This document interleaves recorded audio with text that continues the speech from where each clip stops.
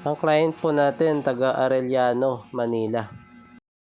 Bali, itong computer niya, walang display. Sa numlock caps lock, wala din. Pero merong power.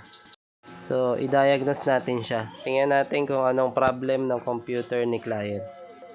May mga reason pala bakit hindi magdi-display ang computer. Ang basic niyan, yung memory. Need lang linisin. Or, pwede rin na kaya ayaw mag-display, merong shorted na components na nagkakos ng corrosion sa motherboard.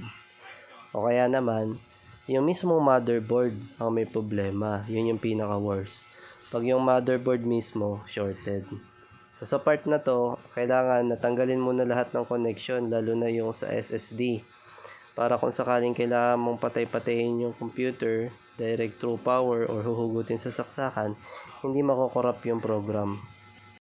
Ganun din, kailangan tanggalin lahat ng connection. Yung SATA, yung 3.0, yung audio, yung USB, at pati yung CMOS battery. Dahil pwedeng nandyan yung nagkakos ng short circuit para hindi mag-display yung computer. At syempre yung memory. Yan yung pinaka-unang dahilan ba't hindi magdi-display yung ating computer. Paano pala natin lilinisin tong memory? So basic lang, kailangan natin gumamit ng pambura. Ang pambura na pwede natin gamitin dito, yung kulay puti. Bawal yung sa lapis. Kapag gumamit tayo ng pambura na lapis, pwedeng masira yung memory dahil yung lapis, merong oil yun. Tsaka syempre, kung pudpud na yung pambura sa lapis, pwedeng tumama yung bakal. After natin pala mag-test ng memory, same yung dalawang memory, ayaw talaga mag-display. Kahit pa lipat-lipat ko na ng socket, ayaw talaga. Kaya gumamit tayo nitong pang-test ng power supply para makita natin kung tama lahat ng bato ng voltahe.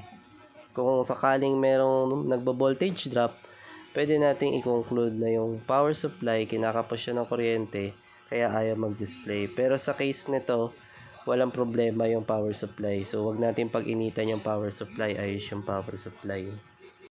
Nag-test ako ng memory ko, nag-display. And then, nagkabit tayo ng memory ng customer. Yung isa ayaw talaga, pero yung isa gumana. So, working na yung computer ni client. Isa nga lang yung memory, 8GB. And then, corrupt yung Windows, kaya need natin i-format. After mag-format, syempre, kailangan na kompletuhin yung drivers nito. And then, i-install yung mga apps na kailangan ni client. After ng window installation, tsaka app installation, wala tayong na-encounter na problem. So, dyan namatayan kasi pumasok na yung display. So, goods na. Pwede nang ituloy yung Windows update nyan. Pati yung update sa mga apps. Mga gusto magpa-home service, chat lang kayo sa page.